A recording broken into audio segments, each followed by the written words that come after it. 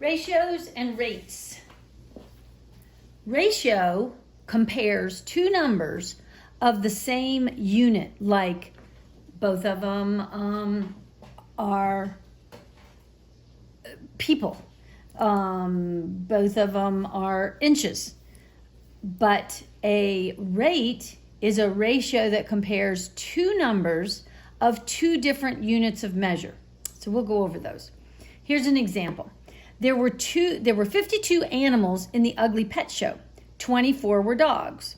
What is the ratio of the dogs to the pets? So these are both considered both animals. So this is considered a ratio. Notice how they're asking you to give it to them. What is the ratio of dogs to pets?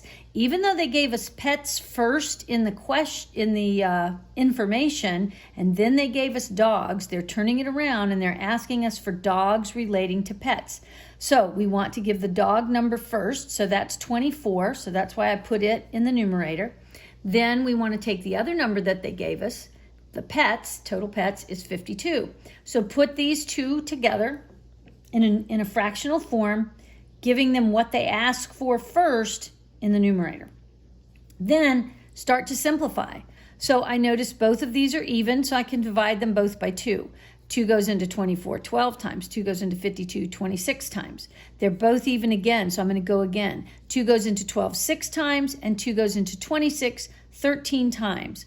So this is as low as this fraction goes, and so the relationship, the ratio is 6 dogs to every 13 pets. Now, you always want to get it down to its simplest terms, but you also always want to leave it in two pieces, and I'll talk about that more in a minute. Okay, the ratio can be written as the fraction that we've just gotten, or it can be written from side to side, and this would be read as 6 to 13 with this symbol of the colon. It's also written in the words 6 to 13.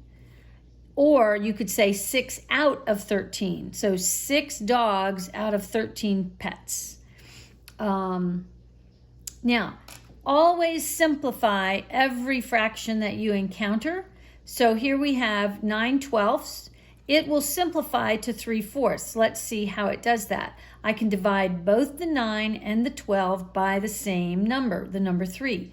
3 goes into 9 3 times, and 3 goes into 12 4 times. That's how I got the 3/4, or the 3/4. 8/10 simplifies to 4/5. I divided both of these by 2. 2 into 8 goes 4, 2 into 10 goes 5.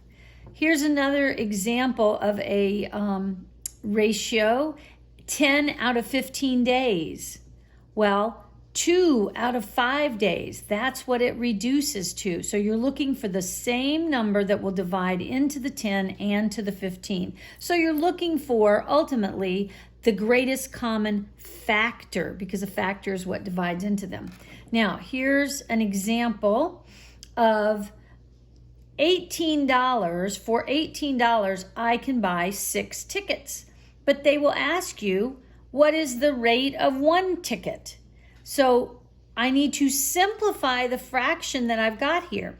And what goes into both of those? Actually, the number 6 does. So 6 into 18 goes 3 times, and 6 into 6 goes 1 time. Now, if this were just a typical fraction and I told you to simplify it, you would have simplified it to the whole number 3, and that's all you would see. But this is a rate. I want to know how are these numbers relating to each other? So you actually need 2 parts. So it's telling me that for $3, I can actually buy 1 ticket, or 1 ticket relates to the $3. So in the case of a rate or a ratio, you want to simplify it to its lowest terms, but you always need to leave it as an improper fraction if you encounter that type of situation.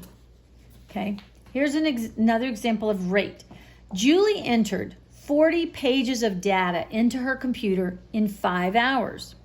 How many pages did she enter in 1 hour? So in this case, you can see we've got pages and we've got hours. So this is the talk about 2 different units of measure. So, first of all, write the first numbers that they gave you and how they relate to each other. So she did 40 pages in 5 hours. I just go ahead and I write it as a fraction. Then the question is, I had to find my question. The question is, how many pages did she enter in 1 hour? So always put your terminology here so you'll know what these numbers are. So we're looking for pages. It says, how many pages did she do? We don't know how many she did, so I'm leaving a blank space there. But underneath it, I'm putting the number of hours that they want to know about. Notice, hours from my original fraction needs to relate to hours in the new fraction. Pages in the original needs to relate to pages in the new one. Now that you've got it set up like this always, when you've got these, you want these two things to ultimately be equal, you will multiply the two numbers that are diagonally opposed from each other, and then you will divide by what's left. Well, in this case, 40 times 1 is 40. And then you take the 40 that you got from this multiplication and you divide it by 5. Well, 5 goes into 40 8 times. So that is your answer. That's telling me she can do 8 pages in 1 hour. Here's another example. Jane bought a piece of fish for $24.55. It weighed 9.82 pounds. What did she pay per pound? Okay, so we want to put the two numbers that they've given us that relate together in a fractional form. So I've got my 24.55 over my 9.82. The question is, what did she pay per pound? Now, I don't see another number, but what you should realize when you hear per pound, per hour, per mile, that's relating to 1 pound, 1 hour, 1 mile. So I want my pounds next to my pounds. Then multiply the two numbers that are diagonal. Well, that's still giving me 24.55, and divide by 9.82. For this, you could use a calculator. So you're multiplying that you don't need a calculator for.